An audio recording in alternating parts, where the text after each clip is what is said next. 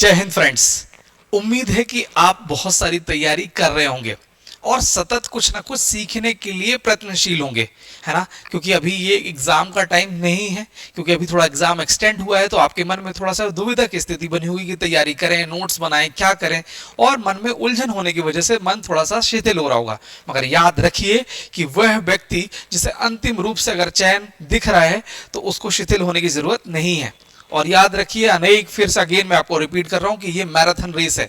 यहाँ व्यक्ति वही जीतेगा जो सतत कुछ ना कुछ कार्य कर रहा होगा। अंत में वही व्यक्ति, फिर से मैं बोल रहा हूं, अंत में व्यक्ति वही विजयी होगा जो चुपचाप कछुए की भांति निरंतर कुछ ना कुछ सीख रहा होगा और ईश्वर पर अगाध भरोसा होगा कि प्रभु, मैंने जिस एग्जाम की तैयारी के लिए प्रण लिया है उसको अंतिम रूप से मैं पूरा करके दिखाऊंगा। ठीक है। तो ये जब मन में ये दुविधा की स्थिति हो तो एकदम क्रिस्टल क्लियर आपके पास अर्जुन की तरह एकदम क्रिस्टल क्लियर उद्देश्य होना चाहिए कि हाँ, एग्जाम कुछ टाइम के लिए एक्सटेंड हुआ है बट कैंसिल नहीं हुआ है।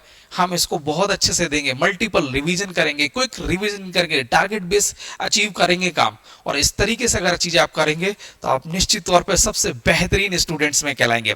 ठीक है। और इस स्टूडेंट के एक नवोन्मेष यानी उनके जीवन में क्या क्या नया हम कर सकते हैं, आपके लिए चैंपियन स्कोर हमेशा समर्पित होकर खड़ा हुआ है ना। और इसलिए हम डेली कुछ ना कुछ आपकी जिंदगी में कुछ ना कुछ अच्छा कर पाए, आपकी जिंदगी के लिए कुछ बेटरमेंट कर पाए, यही हम हमेशा प्रयत्नशील रहते हैं। इसलिए लाइव क्लासेस भी चलती रहती है। आप अभी देखिएगा, संजीवनी बैच हमारा लाइव क्लासेस चल रहा है जिसमें हम फ्री ऑफ कॉस्ट बच्चों को पढ़ा रहे हैं उन नई यूनिट्स को जिन्होंने उनको नहीं पढ़ा होगा। साथ ही साथ अपराजित और हमारा वॉरियर बैच भी इंग्लिश मीडियम और हिंदी मीडियम के लिए सेपरेट बैच चल रहा है। ठीक है। अभी हम उसके बारे में जानकारी लेंगे। चलिए, आज हम सबसे पहले जानेंगे समाजशास्त्र के कुछ क्वेश्चंस के बारे में, कैसे डील करना है, कैसे इसको लिखना है, छोटी छोटी जानकारी के बारे में। चलिए आइए सिलसिलेवार तरीके से सबसे पहले हम जानेंगे।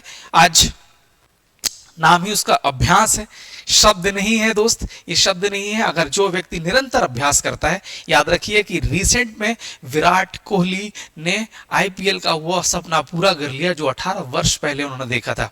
याद रखिए कि कंटिन्यूसली अभ्यास करते रह गए, रिजल्ट को बिल्कुल ध्यान नहीं दिया उन्होंने। चुपचाप एक बार, दो बार, तीन बार, 18 बार फेल होने के बाद 19वीं बार उन्होंने बाउंस बैक किया, और ना केवल बाउंस बैक किया और ऐतिहासिक रूप से अमिट छाप छोड़ के चले गए। ये है शिद्दत, ये है भरोसा, ये है फेथ ईश्वर के प्रति। जैसे ही आप याद रखिएगा, जैसे ही प्रेमानंद महाराज से वो जुड़े, ईश्वर के प्रति उन्होंने अपने आप का समर्पित किया, ईश्वर ने तथास्तु कर दिया कि जाइए ले लो आईपीएल अपने हिस्से का। याद रखिए, जब आप समर्पण करते हैं लोगों के लिए एक हम्बलनेस होती है, ईश्वर के प्रति एक डेडिकेशन का भाव होता है कि प्रभु अब जो है सब आपका है। और जैसे ही उन्होंने इस ईश्वर को डेडिकेट किया और धीरे धीरे चीजें देखने को मिली। यही हमें अपने एग्जामिनेशन में करना है और यही हमें अपने जीवन में करना है। चलिए, सबसे पहले नार्को समन्वय केंद्र। ठीक है, ये आपके सोशियोलॉजी का क्वेश्चन है ना। नार्को समन्वय केंद्र, आपको मैं बता दूं कि ये जब भी आएगा नार्को, क्योंकि अभी बहुत चर्चा का विषय है महाराष्ट्र में, कभी ना कभी ये नार्कोटिक्स से संबंधित क्वेश्चन कह रहे हैं, नार्कोटिक्स से संबंधित कुछ ना कुछ टॉपिक चलते रहते हैं, कोई ना कोई इशू आ जाता है। ड्रग्स का कारोबार है ना, कुछ ना कुछ मुंबई में ये रात के टाइम जो एक्टिविटीज होती हैं जहां लोग ड्रग्स का सेवन करते हैं, तो ये नार्कोटिक्स डिपार्टमेंट ही क्या करता है, उन पर धावा करता है और उनको स्ट्राइक करके उनको खत्म करने की कोशिश करता है। मगर ये क्या है, नार्को समन्वय केंद्र है ना। कोऑर्डिनेशन किसका गठन कब हुआ, 2016 में हुआ। जब भी समन्वय केंद्र के बारे में आए तो बताइए सबसे पहले इसका गठन कब हुआ, इसका उद्देश्य क्या है। उद्देश्य क्या है, नार्कोटिक्स नियंत्रण के लिए राज्यों को एक वित्तीय सहायता प्रदान करना है, समन्वय है। ठीक, तो नार्कोटिक्स जितने भी आपके व्यसन संबंधित आप क्या कह सकते हैं, एक वो हो सकते हैं, आपका ड्रग्स हो सकता है, पाउडर हो सकता है, शराब हो सकता है, नशीली जितनी सेवन करने वाली चीजें होती हैं उसको कंट्रोल करने के लिए नियामक संस्था है ये। ठीक है, तो नार्कोटिक्स नियंत्रण के लिए राज्यों को वित्तीय सहायता पहुंचाना इसका प्रमुख उद्देश्यों में से। ठीक है, अगर आप इतना लिख रहे हैं तो धूमधाम से आपको 2 में से 2 नंबर मिल जाएंगे। ठीक है, नेक्स्ट, ग्रामीण समाज की विशेषताएं। सबसे पहले वह व्यक्ति जो गांव से है उसको इस क्वेश्चन के आंसर देने की जरूरत ही नहीं है, उसकी नब्ज में भरा हुआ है, उसके रग रग में उसने इस समाज को देखा हुआ है। ग्रामीण समाज की विशेषता क्या हो सकती है? वह व्यक्ति हम लोग शहर के नहीं है, हम सब गांव से हैं। और भरोसा करना पड़ेगा कि गांव का जीवन कैसा है। गांव का जीवन यथार्थ से भरा हुआ है। गांव के जीवन में कभी छल प्रपंच नहीं है, वो निस्वार्थ भाव से अब प्रत्येक व्यक्ति के लिए अपनापन का भाव लिए हुए। आइए डिस्कस करते हैं।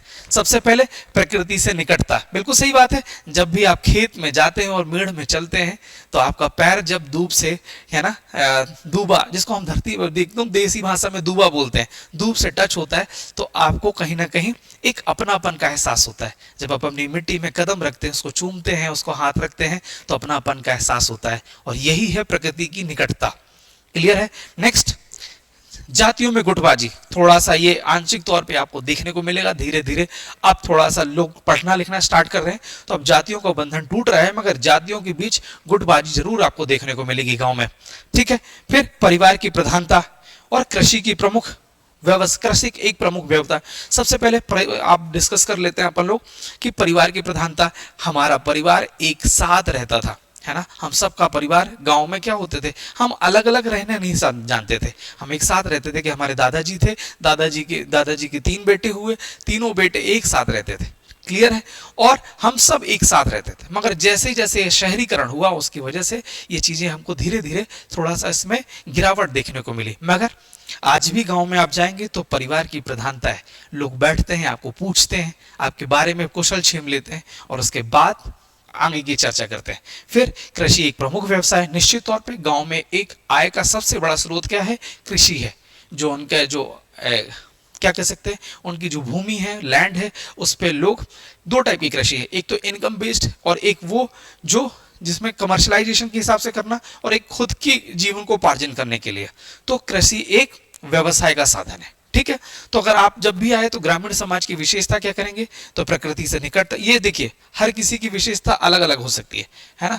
तो आपको बस कुछ नहीं लिखना है, टाइटल बनाइए विशेषता, विशेषता, बॉक्स बनाइए, सीधे लिखिए।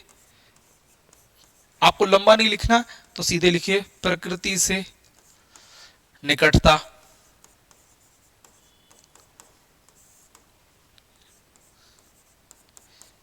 थोड़ा सा जातिवाद आंशिक रूप से। ठीक। परिवार की प्रधानता,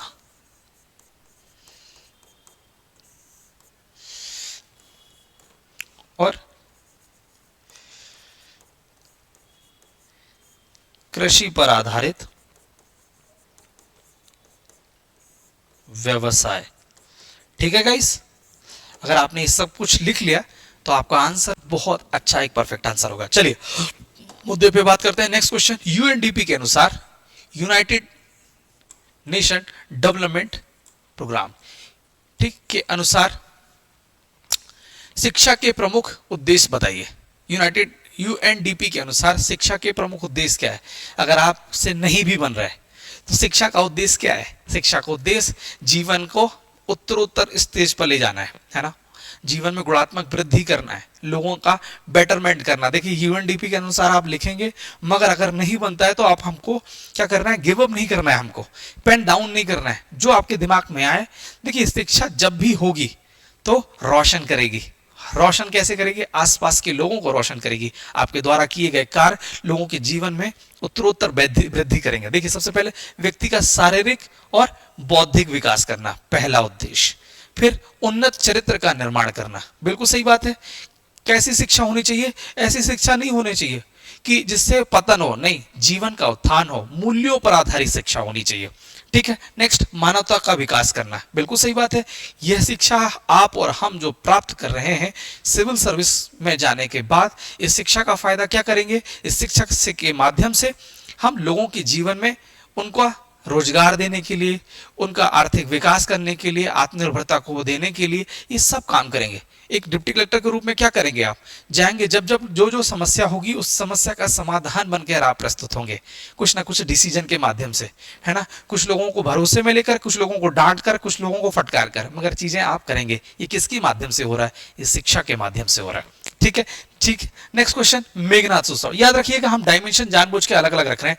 तो यूएनडीपी के अनुसार शिक्षा के उद्देश्य क्या हो सकते हैं, उद्देश्य का ऐसे डाइट वो बनाइए, पॉइंट बनाइए, उसको एरो में बांट दीजिए। पहला शारीरिक और बौद्धिक विकास करना, फिर उन्नत चरित्र का निर्माण करना और मानवता का विकास करना। क्लियर है।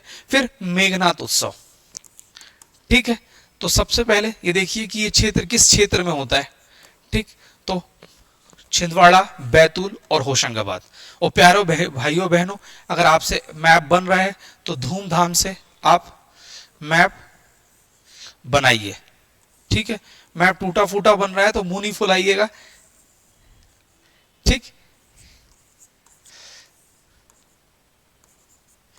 ऐसे मेघनाद उत्सव, क्लियर है। तो क्षेत्र कौन हो सकता है, छिंदवाड़ा, बैतूल, होशंगाबाद। फिर विशेष क्या है, यह पर्व होली के दिन के एक दिन बाद प्रारंभ होता है और 15 दिन तक चलता है, ठीक। कब मेघनाद क्या है, होली के एक दिन के उपरांत कैसे जाएगा, 15 दिन तक कंटिन्यूसली चलेगा। और इसका अन्य नाम क्या है, खमस्वांग, ठीक है। ये प्रीलिम्स के लिए भी इंपॉर्टेंट है कि खमस्वांग कब होता है और कहां होता है। तो बताइए, होली के टाइम पीरियड में होता है एक चीज, और बैतूल, छिंदवाड़ा और होशंगाबाद के क्षेत्र में ये सब चीजें होता है ट्राइबल कम्युनिटी के द्वारा, ठीक है। मेघनाद उत्सव, क्लियर है। अगर तो ऐसा थोड़ा सा मैप बना देंगे तो फिर आपका आंसर थोड़ा सा और भी मैच्योर आंसर दिखेगा, ठीक है। नेक्स्ट क्वेश्चन, चलिए बता दें, अपराजित हमारे द्वारा बैच लॉन्च किया है, अपराजित 2.0, जिसकी विशेषता यह है कि जहां हम डेडिकेटेड तरीके से आपकी आंसर राइटिंग पर, आपकी पर्सनालिटी डेवलपमेंट पर, आपके पढ़ने के तरीके पर, आपके नोट्स बनाने के तरीके पर हम पर्सनल काम कर रहे हैं। सुबह 10 बजे से शाम को 6 बजे तक फैकल्टी डेडिकेटेड तरीके से आपकी आपकी हर समस्या का समाधान करने के लिए एकदम 1 to 1 तरीके से प्रस्तुत है। और हम आपको दे रहे हैं 2 साल की recorded classes free of cost.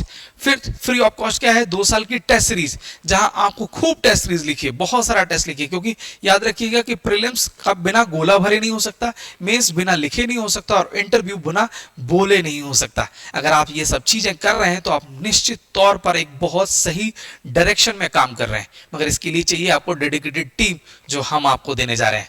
हम एक ही फीस में, आपको होता क्या है, हर कोई अलग अलग जो संस्थान है वो एक ही फीस में एक प्रीलिम्स, एक मेंस और एक इंटरव्यू लेते हैं, मगर हम एक ही फीस में आपको एक प्रीलिम्स 2 बार मेंस पढ़ाते हैं। एक बार आप पढ़िए, मगर आपको लग रहा है कि रिवाइज करने की जरूरत है, बिल्कुल फीस देने की जरूरत नहीं है, आप अगेन फ्री ऑफ कॉस्ट पढ़िए। ये है हमारी विशेषता, ये है हमारा कमिटमेंट। तो recorded classes, test series, hand written synopsis, printed notes, well equipped classes और डिजिटल क्लासेस 2 साल की वैलिडिटी के साथ, ये सब हम आपको देने जा रहे हैं, ठीक है। साथ ही 20 तारीख से हमने unit wise test series launch की है। ये यूनिट वाइज टेस्ट सीरीज आपको प्रीलिम्स और साथ ही साथ मुख्य परीक्षा, क्योंकि दिन को 2 भागों में बांटिए, एक प्रीलिम्स तैयार करने के लिए और दूसरा मुख्य परीक्षा तैयार करने के लिए। और मुख्य परीक्षा में हमने इसको ऐसा प्रिपेयर किया है कि हम आपको यूनिट वाइज प्रिपेयर करेंगे। यूनिट वाइज से फायदा क्या होगा कि धीरे धीरे चीजें आपकी प्रिपेयर होती जाएंगी, और ना केवल मेंस पढ़ने से आपका प्रीलिम्स को भी फायदा होगा और आपसे लिखना भी आ जाएगा। और नवंबर तक आपकी 3 साइकिल कंप्लीट हो जाएगी, और साइकिल कंप्लीट होने के बाद आप में एक नया कॉन्फिडेंस आएगा कि मुझे बस प्रीलिम्स निकालना है, ऑटोमेटिकली हमारा मेंस प्रिपेयर है, आपका कॉन्फिडेंस 7वें आसमान पे होगा। तो इस टेस्ट सीरीज को आप ज्वाइन करिए, ठीक है। आज सर का बर्थडे है, तो बहुत ही, चलिए हम इसको डिस्क्लोज भी कर देते हैं, सर का बर्थडे है, 8,500 रुपए इसका प्राइस है, बट आज सर के बर्थडे होने की वजह से इसको हम 7,000 में सेल कर रहे हैं, ठीक है। तो आप आइए और इस टेस्ट सीरीज को ज्वाइन करिए। साथ ही साथ इंग्लिश मीडियम का हमने बैच लॉन्च किया है, सेम टू सेम वही फैसिलिटी है जो अपराजित में थी। वॉरियर बैच के लिए डेडिकेटेड इंग्लिश मीडियम की क्लासेस चल रही है, ठीक है। और आपको मैं बता दूं कि यूट्यूब ओपन करिएगा, यूट्यूब ओपन करिएगा, यूट्यूब ओपन करने के बाद आपको ये क्लासेस फ्री ऑफ कॉस्ट, इसका डेमो मिल रहा है। आपको मैं डेमो शो दिखा देता हूं।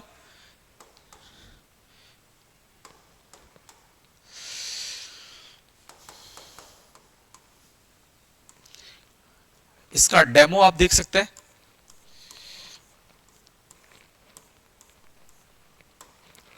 इसका डेमो देखिए, लाइव क्लासेस चल रही है हमारी डेली। ये देखिए इंग्लिश मीडियम का, ये वॉरियर बैच की क्लासेस हैं, ये वॉरियर बैच की क्लासेस हैं, ठीक है।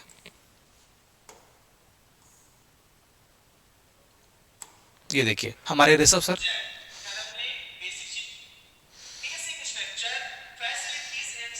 ये हमारा warrior batch. Economic development and social upliftment, उससे हम क्या कहेंगे 789 मेगावाट। ये डेटा हमने याद किया था, अरे किया था कि नहीं किया था। एंड आउट ऑफ 20,789 मेगावाट हमारी रीन्यू। ठीक है, तो ये सब चीजें हम वॉरियर बैच में हमने डेमो क्लासेस अपलोड की है। इस डेमो बैच को आप जरूर एक बार जरूर वॉच कीजिए, जिससे हमारी गुणवत्ता, हमारा कमिटमेंट आपको पता चलेगा और हमारी एक एक शब्द जो हम आपको बोल रहे हैं, हमारा आपको कमिटमेंट दिखेगा। और इसके बाद आप हमारी क्लास को ज्वाइन करिए। और हमारा ध्येय वाक्य है, पहले इस्तेमाल करें फिर विश्वास करें। आपको फीस देने की जरूरत नहीं है, 3 से 4 दिन का डेमो लीजिए। और डेमो के लिए आपको मैं नंबर बता देता हूं। नंबर है 9093903038 348 लास्ट में नंबर है। इस नंबर पे कॉल करिए, अपने आप को रजिस्टर करिए। और इंग्लिश मीडियम के लिए तो हम एकदम समर्पित हैं। क्यों? क्योंकि हमारे नोट्स वेल प्रिपेयर हैं और ये नोट्स आपकी अंतिम सफलता में एकदम सटीक सिद्ध होने जा रहे हैं। तो मैं उम्मीद करता हूं कि आप हमारे ऑनलाइन माध्यम में भी हमारा वॉरियर बैच लॉन्च है और हमारा अपराजित बैच भी ऑनलाइन चल रहा है, साथ ही साथ ऑफलाइन बैचेस भी चल रहे हैं। और हमारी विशेषता सबसे बड़ी यह है कि हम 70 बच्चों से ज्यादा बच्चे पढ़ाते ही नहीं हैं। तो 70 बच्चे के सेपरेट बैचेस बने हुए हैं। उस बैच में आप जाइए और ज्वाइन करिए और हमारी गुणवत्ता को परखिए। ठीक है, चलिए मुद्दे पे आते हैं। महिलाओं से संबंधित प्रमुख मुद्दों को बताइए। ठीक है, भारतीय समाज में महिलाओं के साथ सबसे बड़ी चुनौतियां ये हैं। कौन कौन सी चुनौतियां हो सकती हैं, तो हम सिलसिलेवार तरीके से जानने की कोशिश कर देंगे। अब जब भी इस टाइप का क्वेश्चन आए सीधे मुद्दे, तो आपको बिल्कुल कुछ भटकना नहीं है। महिलाओं से संबंधित मुद्दों का टाइटल बनाइए। टाइटल बना लिया आपने, टाइटल बनाने के बाद इसको ऐसे खंड में बांट दीजिए कि भैया सामाजिक मुद्दे, फिर है इसके आर्थिक मुद्दे, फिर है इसके शिक्षा संबंधी मुद्दे और स्वास्थ्य संबंधी मुद्दे। ठीक, इनको 4 भागों में बांटने के बाद सीधे जितने सामाजिक क्षेत्र के जितने इशू हो सकते हैं सब चिपका दीजिए चुपचाप। पहला, विवाह का विच्छेद, घरेलू हिंसा, दहेज, चयनित गर्भपात। आपको लग रहा है कि बिटिया है तो बिटिया होने पर गर्भपात करा दिया जाता है, ये सबसे बड़ा क्रिमिनल एक्टिविटीज है। फिर नेक्स्ट, बलात्कार, बाल विवाह, ऑनर किलिंग हो रहा है कि बिटिया अपने मनपसंद के अगर वर से शादी करना चाहती है तो सबसे बड़ी क्या है, पेरेंट्स के द्वारा ऑनर किलिंग कर दिए जा रहे हैं। अपनी बिटिया को मार दिया जा रहा है, साथ ही साथ उस बेटे को भी मार दिया जा रहा है। ये सब समस्या देखने को मिल रही है। ठीक है, फिर वैश्यावृत्ति, यौन उत्पीड़न, महिला का दुर्व्यवहार, सामाजिक कुरीतियां, पितृसत्तात्मक सोच कि बिटिया को हमें नहीं पढ़ाना है, उसको केवल रोटी बेलन बनाने के लिए, सब्जी तरकारी बनाने के लिए रखा जा रहा है, मगर ये क्रिमिनल एक्टिविटीज है। ठीक है, क्यों? क्योंकि आप उस जनरेशन के साथ, उस बिटिया के साथ एक गलत छवि छोड़ने जा रहे हैं। फिर आत्महत्या, अपहरण, ये सब कुछ एक समस्या है। फिर आर्थिक तरीके से बात की जाए तो जो ग्रामीण स्तर पर भी देख रहे हैं और शहरी स्तर पर कि जो वेतन पुरुष का है वो महिला का नहीं है, ये अंतर देखने को मिल रहा है। ठीक है, और पुरुषों के प्रति क्या है, आर्थिक निर्भरता, ये भी कहीं ना कहीं एक सबसे बड़ा इशू है। फिर महिलाओं को कमतर आंकना, उनकी जो कैपेबिलिटी है उनके अकॉर्डिंग उनको फील नहीं कराना कि नहीं भैया आप में क्षमता नहीं है।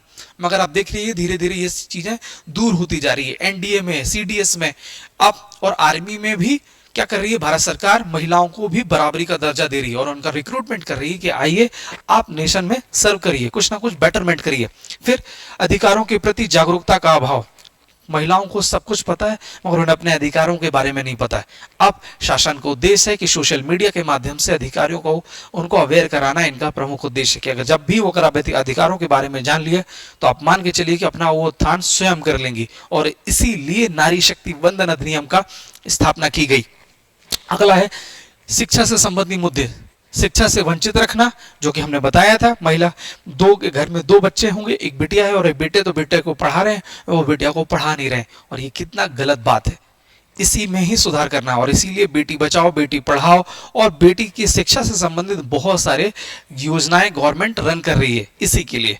फिर है शिक्षा संबंधी शिक्षा संस्थानों में भेदभाव, बिटिया को पढ़ा रहे हैं हिंदी मीडियम में ग्रामीण स्कूल में और बेटे को पढ़ा रहे हैं इंग्लिश मीडियम में, ये भी बड़ा इशू है। फिर महिला शिक्षा के प्रति रूढ़िवादी सोच, नहीं भैया इनको क्या करना है, इनको तो आगे चल के बच्चों को संभालना है, घर संभालना है, और ये रूढ़िवादी सोच पूरी जनरेशन को खराब कर सकती है। तो ये भी सबसे बड़ा मुद्दा है। फिर आइए स्वास्थ्य संबंधी, तो मातृ मृत्यु दर अधिक होना, कम उम्र में बच्ची की शादी कर दी जाती है जिससे वो शारीरिक रूप से उतनी सक्षम नहीं हो पाती है जितना होना चाहिए, तो ये मातृ मृत्यु दर का कारण है। फिर है संस्थागत प्रसव, घर में लोग क्या कर रहे हैं कि जो हमारी आया है उन्हीं के थ्रू वो प्रसव कराने की कोशिश की जाती है ग्रामीण अंचल में। अगर धीरे धीरे शासन अपनी प्रोत्साहन राशि देकर कि 1400 रुपए, 1500 रुपए, 5000 रुपए लीजिए, बट आप संस्थागत प्रसव कराइए, आप हॉस्पिटल जाइए और प्रसव तब वहां कराइए, अब धीरे धीरे सुधार होता देखने को मिल रहा है। फिर बीमारियों में वृद्धि, क्योंकि देखिए क्या है, महिलाओं का जीवन बहुत सारी चुनौतियों से भरा हुआ है, बहुत सारी बीमारियां रहती तरफ से घिरी रहती हैं, हर महीने कोई ना कोई एक समस्या से आपको देखते हुए, कभी उनका सर दर्द करेगा, कभी उनको शारीरिक कोई ना कोई समस्या रहेगी, और ये सब बीमारियां उनको मानसिक रूप से और शारीरिक रूप से कमजोर करती हैं। और यही सब मुद्दे धीरे धीरे शासन शिक्षा के द्वारा, स्वास्थ्य के द्वारा, उनका राजनीतिकरण के द्वारा धीरे धीरे उत्थान करने की कोशिश कर रहा है। अब ये बहुत सारे मुद्दे हैं, तो मुद्दों को हम कुछ समाधान भी प्रस्तुत करेंगे। तो समाधान क्या है? नारी शक्ति वंदन अधिनियम एक और लाडली बहना स्कीम। क्यों? अब एक लाइन बचा था तो एक लाइन में ये लिखा जा सकता है, और आप याद रखिए कि जब भी एग्जामिनर इस टाइप के आंसर देखता है तो उसकी आत्मा हरी हो जाती है कि बस बहुत बढ़िया, सीधे टिक करेगा, ये टिक, ये टिक, ये टिक, ये टिक, और धूमधाम से 5.5 नंबर मिलेगा 7 नंबर में से। ठीक, और आपको कुछ नहीं करेगा, वो सीधे लिखा वेरी गुड लिखेगा और आगे बढ़ जाएगा। क्यों? आपने सभी डायमेंशन टच कर दिए, और यही चीज आपको क्या करेगी, धीरे धीरे करते करते रैंक ला देगी। ठीक है, चलिए नेक्स्ट क्वेश्चन। वृद्धजनों की समस्याओं के प्रमुख कारण बताइए। भैया, भारत जैसे देश में वृद्धजन हमारे लिए आदर और अनुभव का एक प्रतीक है। जो जब जब हम संकट की अवस्था में आते हैं, हम एक हमेशा डाउट की कंडीशन में होते हैं, तब हमारे लिए छत का हमारा आसरा बनकर, हमारे लिए आकाश बनकर बड़े बुजुर्ग हमारे लिए हेल्पफुल होते हैं। मगर उनके साथ एक कुछ समस्या देखने को मिलती है। बड़े बड़े जो शहर हैं वहाँ बड़े बुजुर्गों को अब एक भार के तौर पे देखा जा रहा है, और यही एक सबसे बड़ी समस्या का कारण बना। चलिए सबसे पहले देखिए कि वर्ष 2022 में, देखिए फ्रेम करना तरीका देखिए, वर्ष 2022 में भारत में 60 वर्ष या उससे अधिक आयु के लगभग 14.9 करोड़ लोग निवास करते हैं। ये लिख दिया आपने, फैक्ट है 14.9 करोड़, जो कुल जनसंख्या का 10.2% है। लिखना स्किप हो गया, जो कुल जनसंख्या का 10.2% है। क्लियर है? हाँ ठीक, 10% ही मान लो, 150 है तो उसको 10% ही मान लो, ज्यादा बढ़िया है। फिर है भूमंडलीकरण। अब कौन कौन सा प्रमुख कारण है? भूमंडलीकरण, स्वास्थ्य की देखभाल, आर्थिक समस्या, पारिवारिक उपेक्षा, फिर सामाजिक अलगाव, आवास की समस्या और शारीरिक शोषण। अब इसका थोड़ा सा समाधान भी लिख दीजिएगा। ठीक है, चलो समाधान अभी डिस्कस करते हैं, मगर सबसे पहले ये बात करते हैं कि क्या क्या है भूमंडलीकरण। देखिए इसमें व्यक्तिवादिता में वृद्धि हुई है और भावनात्मक लगाव की कमी हुई है। देखिए जैसे जैसे ग्लोबलाइजेशन हुआ, और ग्लोबलाइजेशन होने की वजह से सबसे बड़ी समस्या आपको देखने को यह मिली कि लोग एक व्यक्तिवादी सोच के हो गए, और व्यक्तिवादी सोच होने की वजह से क्या हो गया, अपने माता पिता के प्रति उनका रिस्पेक्ट खत्म हो गई है, और रिस्पेक्ट खत्म होने की वजह से कहीं ना कहीं वो अपने संस्कारों से दूर हो रहे हैं, अपनी जड़ों से दूर हो जा रहे हैं, और ये सबसे बड़ा पतन का कारण है। और अपने माता पिता के लिए उनके पास कोई इमोशन नहीं है, और ये भाव जिस दिन खत्म हो गया अपने पेरेंट्स के प्रति, तो आप मान के चलिए कि आपका पतन होना तय है। और यही ये जनरेशन कर रही है। बड़ी बड़ी मेट्रोपॉलिटन सिटी में पेरेंट्स के प्रति लोगों का रिस्पेक्ट खत्म होता जा रहा है। बस वो ये देख रहे हैं कि भैया इनकी जो प्रॉपर्टी है हम इनसे धोखे से नाम करा लें। याद करिए वो पिक्चर, जो आपने पिक्चर देखी होगी कृष्णा, जिसमें गोविंदा थे, कृष्णा थे और राजेश खन्ना बने हुए थे। धोखे से राजेश खन्ना के बेटे उनसे नाम करा लेते हैं पूरी प्रॉपर्टी, और उनको घर से भगा देते हैं। ठीक है, उनका पिक्चर का नाम था स्वर्ग पिक्चर। और ये सब क्या कर रहे हैं, यही तो ग्लोबलाइजेशन का साइड इफेक्ट है कि लोग केवल व्यक्तिवादी सोच के हो गए कि भैया इनसे फायदा लेना है और इनको अलग कर देना है। मगर ये याद रखिए कि जिन्होंने आपको बनाने में अपने आप को आहुति चढ़ा दिया, अब आपकी बारी है कि आप जब लायक बन जाएं तो अपने पेरेंट्स के लिए 100% समर्पित हो जाएं। याद रखिएगा कि ईश्वर हर किसी के पास नहीं आ सकता था। ठीक है, इस बीच में मैं थोड़ा सा आपको ज्ञानबाजी कर रहा हूं, मगर याद रखिएगा सच्चाई भी है कि ईश्वर हर किसी के पास नहीं आ सकता था, तो उन्होंने अपना प्रतिनिधि बनाकर हर व्यक्ति के पास माता पिता को भेजा। क्यों? क्योंकि हर टाइम प्रभु आपके पास नहीं आ सकते थे, मगर माता पिता एक ऐसी दो शख्सियत हैं, ईश्वर तुल्य अवतार हैं, जो हमेशा आपके लिए अपने सा बेहतर सोचते हैं। वो एक पिता अपने बेटे को कंधे पे बैठाता है, इसका मूल्य आप जानते हैं क्या? कंधे पे बैठाने का मूल्य ये है कि अपना पिता अपने बेटे को जितना पिता देख रहा है मगर उसको बैठा रहा है तो उससे ज्यादा वो देख पाए, इसलिए वो कंधे पे बैठाता है। उसकी विजनरी सोच याद रखिएगा। फिर से मैं रिवाइज कर रहा हूँ, पिता अपने बेटे को और बिटिया को कंधे पे इसलिए बैठाता है कि जहां तक मैं देख रहा हूं मगर मेरे साथ मेरे ऊपर बैठ के मेरी बिटिया मेरा बेटा मुझसे ज्यादा कहीं देख पाए, ज्यादा विजनरी सोच के साथ हो। ये है एक पिता, ये है एक माता कि जो 9 महीने अपने कष्ट में रह गए मगर अपने बिटिया को अपने बेटे को एकदम बिल्कुल प्राणों के जैसे रखती है माँ जब जब परेशानी में आप होते हो तो आपको एकदम अपने पास समेट लेती है। यह है त्याग का प्रतीक। तो वो स्टूडेंट्स, वो व्यक्ति जो ये नॉर्मल ये वीडियो भी देख रहे हैं, मेरा उनको न्यूतन संदेश है कि जब भी इस टाइप की मन में विचार आए कि माता पिता को हमें अलग कर देना चाहिए, तो याद रखिए आप अलग नहीं हो रहे हैं, अपने आप को जड़ों से अलग कर रहे हैं। और वह व्यक्ति जो जड़ों से अलग हो रहा है तो उसका पतन होना तय है। याद रखिए कि कोई भी पेड़ जिसकी जड़ काट दी जाए वो कुछ दिन तक जिंदा हो सकता है, 1 दिन 2 दिन, आखिरकार वो उसका पतन हो जाएगा और वृक्ष एकदम मृत हो जाएगा। तो वो व्यक्ति जो वृद्धजनों को, बड़े बुजुर्गों का रिस्पेक्ट नहीं कर रहा, तो मान के चलिए कि उसका उत्थान कभी तय नहीं हो पाएगा। नेक्स्ट, स्वास्थ्य की देखभाल।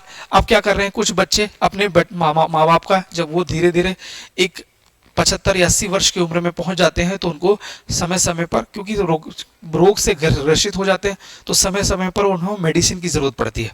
और ये मेडिसिन अगर समय पर मिल जाती है तो वो ठीक रहते हैं, मगर ये अभाव देखने को मिलता है। और ये सब चीजें कहीं ना कहीं उनके मन में अवसाद का कारण बन जाती है। फिर आर्थिक समस्या, पेंशन और वित्तीय सुरक्षा का अभाव। कुछ लोगों को जो सरकारी जॉब से जुड़े होते हैं और प्राइवेट जॉब में, उनको तो पेंशन मिल पाती है। जो लोग सरकारी और प्राइवेट जॉब में नहीं रहते, एकदम अनऑर्गेनाइज सेक्टर में काम करते हैं, उनके पास ये सबसे बड़ी समस्या है कि उनके पास पेंशन या आर्थिक सक्षमता नहीं है, और यही उनके लिए एक हीन भावना का कारण बन जाती है। ठीक है, फिर है पारिवारिक उपेक्षा। परिवार के सदस्य द्वारा उपेक्षा की जाती है। सम्मान, सब क्या है, जब तक वो नौकरी करते हैं तो उनको लगता है कि ये हमारे काम के हैं, मगर जिस दिन वो नौकरी के बाद वो खाली बैठ जाते हैं तो उनका पिता बाहर लगने लगता है। और ये जब जो बच्चे मतलब पिता को देख लेते हैं, दादाजी को खाली बैठ रहे हैं और पिता को उपेक्षा करते हुए उनके नाती भी देख रहे हैं, तो नाती भी अपने दादाजी के प्रति रिस्पेक्ट का भाव नहीं रख रहे हैं। वो आपने बागवान पिक्चर देखी है, बागवान पिक्चर में सेम चीजें आपको देखने को मिलेंगी। और यही धीरे धीरे बच्चे सीखते जाते हैं अपने पेरेंट्स से। और याद रखिए कि जो आप अपने पेरेंट्स से कर रहे हैं वही बच्चे आपके साथ करेंगे। ये है चीजें। ठीक है, मैं थोड़ा सा इमोशनल हूं क्योंकि इस मामले में मैं अपने आप को टची महसूस करता हूं। किससे? अपने पेरेंट्स से। मैं दिन में कम से कम 3 से 4 बार बात करता हूं। क्यों?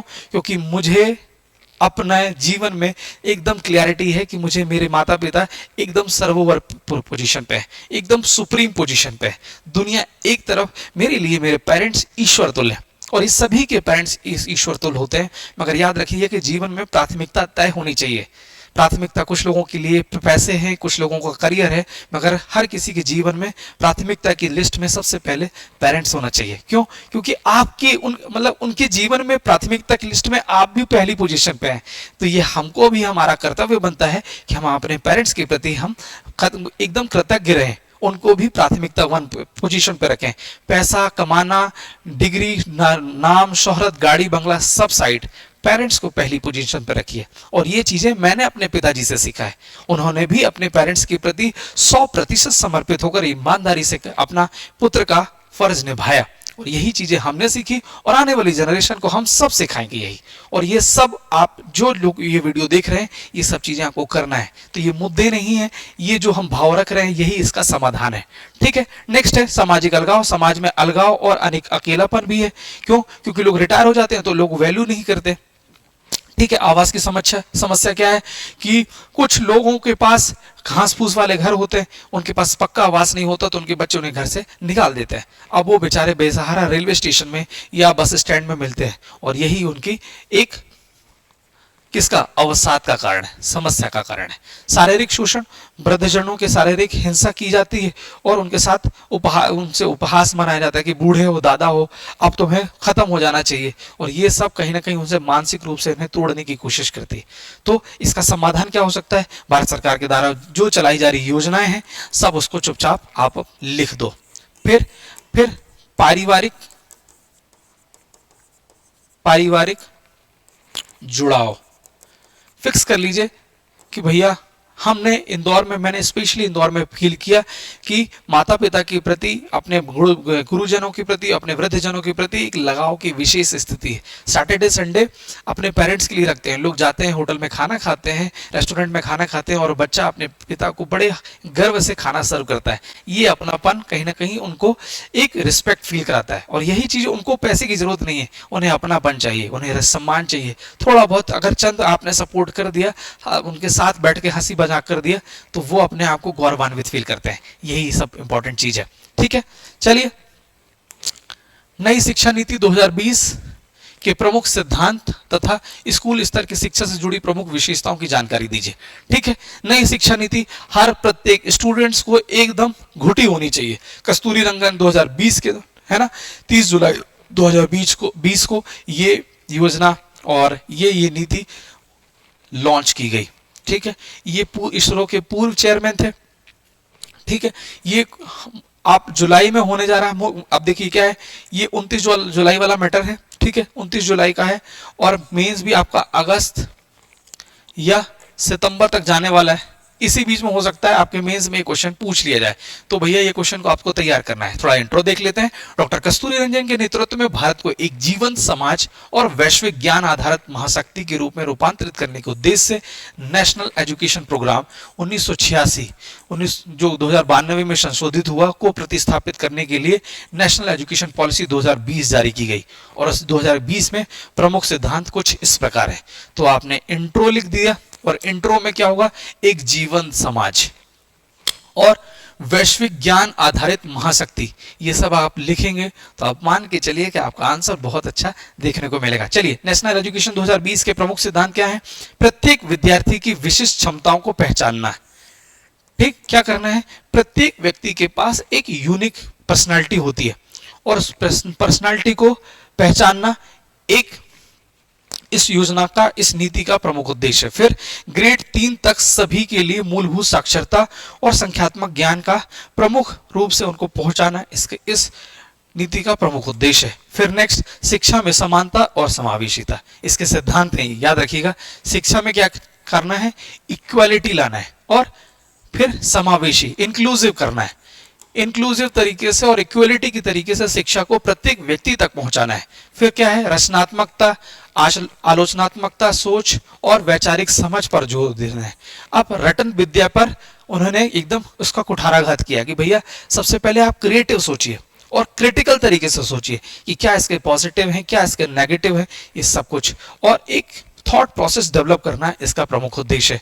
फिर बहुभाषावाद को भी बढ़ावा दिया कि त्रिभाषा, एटलीस्ट आपके पास 3 भाषा का ज्ञान होना अनिवार्य है। एक तो मातृभाषा इंग्लिश, हिंदी, क्षेत्रीय रीजनल लैंग्वेज जैसे उड़िया है, कर्नाटका है, तमिलनाडु है। मैंने भी कोशिश की है कि धीरे धीरे साउथ के कुछ क्वेश्चंस कह रहे हैं, कुछ टर्मिनोलॉजी मैं हमेशा यूज करता हूँ। क्यों? जो हम उनसे उम्मीद करते हैं वो भी तो हमसे उम्मीद करते हैं, और ये अगर हमने धीरे धीरे करना चालू कर दिया तो दोनों के बीच में जो कटुता का भाव है धीरे धीरे दूर हो जाएगा। यही उद्देश्य, यही किसका था, नेशनल एजुकेशन पॉलिसी 2020 का उद्देश्य था कि भैया ये बहुभाषावाद हर कोई जानना चालू कर दिया तो धीरे धीरे कटुता का भाव हट जाएगा। इसकी विशेषता क्या है, 10+2 की बजाय क्या करना है कि स्थान पर, बजाय की जगह आप लिखिए स्थान पर क्या करना है, 5-3-3+4 को अपनाना है। 5 वर्ष तक की आधारभूत शिक्षा यानी मूलभूत चरण, 3 साल की प्रिपरेटरी और 3 साल का middle class stage, 5-3-3+4।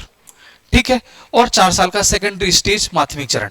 Multi stream में क्या है, सभी स्ट्रीम में विषय चुनने के लिए लचीलापन। भैया साइंस वाला आर्ट के क्वेश्चन से सब्जेक्ट ले सकता है, आर्ट वाला साइंस के सब्जेक्ट ले सकता है। सभी विषयों को दक्षता दोष तौर पर प्रस्तुत किया जाएगा। साथ ही साथ बोर्ड परीक्षा का सरलीकरण, ठीक है। केवल मुख्य दक्षताओं का परीक्षण करने के लिए बोर्ड परीक्षा आयोजित की जाएगी और ये साल में 2 बार आयोजित की जाएगी। तो बोर्ड परीक्षा हो सकता है एक बार ब्लंडर हो तो भैया दूसरी बार आप इसमें सुधार कर सकते हैं। फिर है बहुभाषावाद, त्रिभाषा नीति जारी रहेगी कक्षा 8 और स्थानीय भाषा में कक्षा 8 तक आपसे स्थानीय भाषा पे आपको पढ़ाने पर फोकस किया जाएगा, जिससे आप मूलभूत एक समझ डेवलप कर लें, ठीक है। इसकी विशेषता, फिर प्री प्राइमरी स्कूल के ग्रेड से ग्रेड 12 तक के लिए यूनिवर्सल एक्सेस दिया जाएगा। मतलब कुल मिला के ग्रॉस एनरोलमेंट रेशियो आपको 2030 तक 100% रखने का प्लान है इनका। स्कूली शिक्षा में 100% सकल नामांकन अनुपात, घरेलू अनुपात आ गया। इकोनॉमिक्स अभी हम लोग डिस्कस कर रहे थे, इंडियन इकोनॉमी पढ़ रहे थे, तो घरेलू उत्पाद याद आ गया। बट इसमें बात करेंगे 2030 तक जीआर ग्रॉस एनरोलमेंट रेशियो 100% रखने का टारगेट है। फिर है नया राष्ट्रीय मूल्यांकन, यानी इसका परख है वो जो टीचर कैसे पढ़ा रहे हैं, ठीक है। सभी मान्यता प्राप्त स्कूल बोर्डों के लिए छात्र क्षमता निर्धारण और मूल्यांकन के लिए परख की घोषणा की गई है, ठीक है। ये परख आपकी गुणवत्ता को भी परखेगा। फिर है समान और समावेशी शिक्षा, शिक्षा के लिए देखिए लिखने का पैटर्न आप देखिएगा। अगेन मैं रिपीट कर रहा हूं, देखिए कस्तूरी कमेटी का आप इंट्रो बताइए, 1986 की पहली, फिर 92 में संशोधन, 2020 ये लिख दिया आपने, उसके सिद्धांत लिख दीजिए। विशिष्ट क्षमताओं को पहचानना, उसको बढ़ावा देना। सेकंड, ग्रेड 3 तक के मूलभूत, क्लास 3 तक आपको मूलभूत संख्यात्मक एक बेसिक समझ डेवलप करना है। शिक्षा में समानता और समावेशिता लाना है। फिर हमको शिक्षा ऐसी चाहिए जो रचनात्मक हो, आलोचनात्मक हो, साथ ही साथ वैचारिक समझ को डेवलप करने वाली हो। फिर बहुभाषावाद को बढ़ावा देने वाली हो। फिर विशेषताओं की बात की जाए तो 10+2 के स्थान पर 5-3-3+4 इसको लाना है। फिर मल्टी स्ट्रीम, मतलब क्या कह सकते हैं, आर्ट वाला साइंस का, साइंस वाला आर्ट में, इंजीनियरिंग वाला कुछ ना कुछ जैसे इंस्ट्रूमेंटल चीज वो जानने की कोशिश करता है, उसमें इंटरेस्ट है तो बिल्कुल आइए और उसको भी जानने की कोशिश करिए। बोर्ड परीक्षा का सरलीकरण किया गया है भैया। अब बोर्ड का हवा दूर करने की कोशिश की गई है कि आप रटिए नहीं, समझिए, और बोर्ड पेपर में केवल हम 2 बार आपको मौका देंगे और आप अपने आप को परफॉर्म करिए। फिर बहुभाषावाद हमने डिस्कस कर लिया था। प्राइमरी स्कूल से लेकर क्लास 12 तक के लिए ग्रॉस एनरोलमेंट रेशियो हमने 100% रखा है। नया राष्ट्रीय मूल्यांकन केंद्र यानी परख की स्थापना की गई है, जिसमें गुणवत्ता युक्त शिक्षा मिल रही है, नहीं मिल रही, इस पे ध्यान रखा है। समान और समावेशी शिक्षा, शिक्षा के लिए सामाजिक आर्थिक रूप से वंचित समूह है ना, ईडब्ल्यूएस है ना, इकोनॉमिक वीकर सेक्शन को हमको क्या करना है, बालिक बालिकाओं को सांस्कृतिक पहचान देने वाले बच्चों पर जोर दिया जाना है कि वो व्यक्ति जो आर्थिक रूप से विपन्न है तो बिल्कुल परेशान होने की जरूरत नहीं है, आपके लिए शासन फ्री ऑफ कॉस्ट शिक्षा देने की तैयारी पे। और अंत में आप इसका कंक्लूजन लिखिए कि नवीन शिक्षा नीति किताबी पाठ्यक्रम के साथ साथ वोकेशनल और मल्टी सब्जेक्ट के द्वारा पारंपरिक शिक्षा पद्धति को एक नवीन आयाम के साथ दक्षता और कौशलता की ओर अग्रसर करती है। देखिए कितना शानदार और कितना विजनरी क्या है कंक्लूजन है। निष्कर्ष इतना लिखिए कि जब आप कॉपी चेक करने वाला हो तो उसको एकदम विजन क्लियर हो कि नहीं यार कितना प्यारा लिखा है। और इस व्यक्ति को हमको क्या करना है, 10 में से 8 नंबर दे देना है। अगेन फिर से रिपीट करिए कि नवीन शिक्षा नीति किताबी पाठ्यक्रम के साथ साथ वोकेशनल, ठीक है, व्यावसायिक, साथ ही साथ मल्टी सब्जेक्ट के द्वारा पारंपरिक शिक्षा पद्धति को एक नवीन आयाम के साथ दक्षता और कौशलता की ओर अग्रसर करती है। ठीक है, तो ये हमारा पब्लिकेशन है। ये वीडियो आपको कैसे लगा आप कमेंट बॉक्स पे करिए। आप कमेंट 4-5 आते हैं, प्रभु कम से कम 20 से 25 आपसे मेरे गिले शिकवे हों तो आप बोलिए कि सर ये चीजें हमें समझ में नहीं आ रही, पीडीएफ डालिए, ये करिए वो करिए, बट आप कुछ ना कुछ अपना इनपुट दीजिए। ठीक है, इसी प्रकार के वीडियो के साथ और इसी एनर्जी के साथ हम हमेशा आपको कुछ ना कुछ अच्छा देंगे। तो जुड़े रहिए हमारे साथ चैंपियन स्क्वायर के साथ, आपको ऐसे ही वीडियो मिलेंगे और ऐसे ही एनर्जी के साथ आपको और प्रोत्साहित करते रहेंगे। तब तक के लिए थैंक यू सो मच। जय हिंद।